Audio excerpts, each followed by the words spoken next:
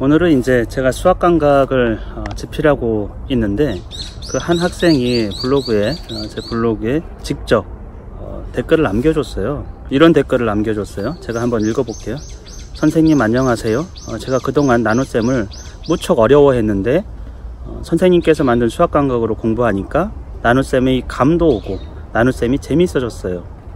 나눗셈이 이렇게 쉽고 재밌는 건지 처음 알았어요. 그리고 그림으로 공부하니까 훨씬 쉽게 이해할 수 있는 것 같아요.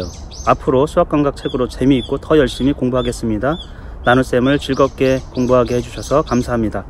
너무 기특하죠. 사실 이런 글을 받으면 정말 책 쓴 사람으로서 굉장히 보람을 많이 느껴요. 근데 알지만 수학책, 수학감각이든 다른 책이든 사실은 그거를 이렇게 아이에게 풀어봐라 해서 즐겨서 자기 스스로 와 수학이 너무 재밌어요 이 아이처럼 그렇게 하는 아이는 거의 없어요 사실은. 제가 장단컨대 그런 책을 선물해줘가지고 잘해봐 이러면 좋아할 친구들도 아무도 없어요. 수학책 같은 거 사줘가지고. 근데 아마도 이거는 제가 이 글을 봤을 때 이 부모님께서 이 아이의 자녀하고 관계 이 책을 사주고 해주면서 또 아이가 이걸 푸는 과정에서의 그런 성취를 느낄 수 있도록 부모님의 역할이 좀 컸을 거예요. 그래서 책은 저는 그렇게 생각해요. 이 수학감각이라는 이 책 자체가 중요하기보다는 이 책을 통해서 아이들이 어떤 경험을 할 것인가, 그리고 그거를 집에서 학교에서 풀라고 보내주는 게 아니기 때문에 집에서 풀 거란 말이죠. 그랬을 때 부모님들이 어떤 반응을 해주는지에 따라 가지고 수학이 재밌을 수도 있고 재미없을 수도 있어요. 근데 다만 제가 수학감각을 집필하면서는 그 개념에 집중을 했어요. 이상한 심한 문제 이런 게 아니고 수학 자체, 나눗셈이 주는 그 자체의 개념, 그것에 집중을 하는 거죠. 문제의식은 왜 아이들이 연산을 해요? 나눗셈을 다 잘해요. 근데 이런 생각을 많이 해요. 예를 들면 27 나누기 3 하면은 3단을 막 외우죠. 그러면 9라고 해요. 그러면 제가 물어봐요. 왜 9구단을 너가 3단을 외웠지? 그러면 원래 그렇게 하는 거니까요. 실제로 나눗셈의 개념이 전혀 없어요. 거의 없어요. 그리고 몫이라는 것도 잘 몰라요 아이들이. 왜 그 나눠가지고 그 몫이라는 게 하나, 그래서 그 하나를 얘기하는 건지, 세 사람이 나눴으면 한 사람이 갖는, 그리고 똑같이 나눴기 때문에 다른 사람도 한 사람이 갖는 몫이 나머지 두 사람하고 갖는 몫이 똑같잖아요. 근데 몫이라는 개념 이런 것도 사실 잘 모르고 있어요. 그래서 선을 통해 가지고 이렇게 중학생들도 마찬가지인데 이 선이 10cm면 3등분 해요. 그럼 하나가 얼마인지, 이게 나누기라는 것도 잘 모르는 학생들도 많아요. 그리고 자연수 안에서만 이루어지기 있기 때문에 10 나누기 3을 못해요 이렇게 할 수도 있고, 1 나누기 2 이런 거 못해요 이렇게 얘기해요. 나눌 수 있죠. 나눌 수 없는 게 아니고.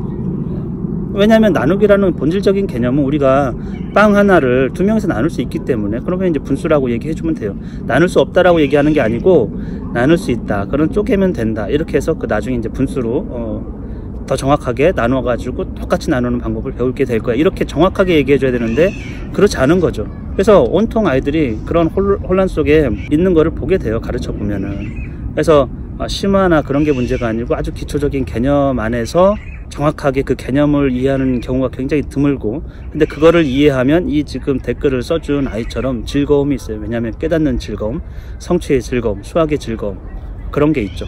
제가 나눗셈을 할 때도 9구단을 왜 외워야 되는지 그것에 대해서 아주 처음부터 심도 있게 아주 체계적으로 사실은 다뤘어요. 결국에는 왜 9구단을 외우면 그 답을 얻게 되는지, 또 하나는 왜 높은 자릿수 2321 나누기 3을 한다 그러면 왜 2000부터 나누는지, 왜 높은 자리부터 나눠 가지고 그 다음 자리로 세로 셈 하는 방법이 있잖아요. 떨어져, 그 다음 자리로 떨어져 자릿수를 맞춰. 근데 그것에 대한 개념이 거의 부실하게 이루어지고 있어요. 왜 그렇게 하는지에 대한. 그래서 그런 것도 제가 돈을 통해 가지고 왜 그것을 그런 방식으로 표현하는지, 1300을 1000이 하나고 100이 3개 있잖아요. 그렇죠? 100의 자리가 3. 그러면 그거는 100으로 보면 13개 있다라는 걸 알아야 돼. 100원짜리가 13개. 그렇게 해야 나눗셈에 대한 개념을 온전하게 할 수 있어요. 근데 그런 과정은 없어요, 우리 과정에서. 13, 100이 13번, 곱하기의 의미랑도 또 관련되는데 그런 표기법 자체를 다루지 않은 상태에서 나누기를 하거든요. 근데 온통 그런 것들이 개념적으로 막 섞여 있었고, 아이들한테는 온전하게 그 개념을 제대로 설명을 안 해줬기 때문에 이해가 안 되고 있어요. 근데 우리는 나누기 그냥 하면 되지. 정해진 거니까. 수학은 정해진 게 아니에요. 정해진 규칙을 그냥 따르는 게 아니에요. 왜 그런지 그건 아주 추상적이면서 논리적 구조를 통해 가지고 획득된 인류 역사의 산물이거든요. 근데 그거를 이제 아이가 느끼면 재미있고 성취를 느끼는 것이고, 없으면 그냥 생각해보세요. 원래 그런 거 그냥 그렇게 규칙대로 하는 거에서 무슨 재미가 있겠어요. 가뜩이나 잘 풀면은 본전이고 못 풀면 또 비난을 받고 있어요, 실수하면. 근데 본질적으로는 아이들은 나눗셈의 개념을 잘 알지 못하는 것이죠. 나눗셈의 개념을 알면 나머지가 무엇이고, 그 다음에 그 분수에 대해서도 잘 이해할 수 있는데, 그게 온통 흔들흔들하기 때문에 분수로 가면 굉장히 헷갈려 합니다. 그냥 나누기는 잘하는 것 같은데 나눗셈은 개념이 제대로 없어서 분수를 못하는 거예요. 사실은 연결되어 있기 때문에.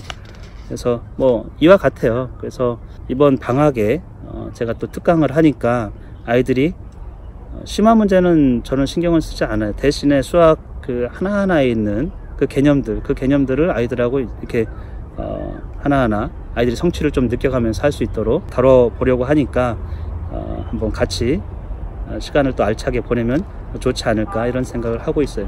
하여튼 좋은 댓글 남겨준 그 친구에게 감사를 표하고요. 또 새로운 친구들 또 만날 것을 기대하고 있습니다.